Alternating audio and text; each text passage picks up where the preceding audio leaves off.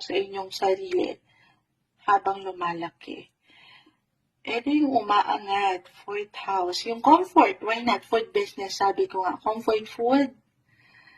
Or yung security, especially when it comes to money rin. Accounting kasi ang mga, kapag nasa fourth house si Jupiter, isang advancement din pagdating sa security when it comes to financial aspect. Ayan. So, ayun, ang umaangat, diretsahan ko tayo ng guidance advice mula sa ating napag-usapan. Aries, anong kailangan yung marinig message? Pagdating sa buhay, negosyo, trabaho, guidance ko, okay, may umangat na. The Devil reverse, the Ten of Pentacles, Four of Cups. Ang perfect naman ito. The Devil, ayun lang, hindi kailangan katakutan, laliman.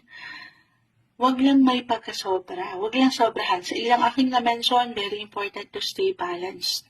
Siyempre naman, ang sobra kulang, hindi na rin nagiging maganda. Pero ito yung maganda dito. Ten of Pentacles, tinapos tayo. Buhay, trabaho ito. Negosyo, maging ano pa man yan. Merong financial abundance tayong nakikita.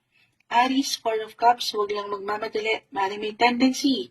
Okay? Kaya paalala lang dito na especially kung meron kayong bubuing negosyo talaga, excuse me po,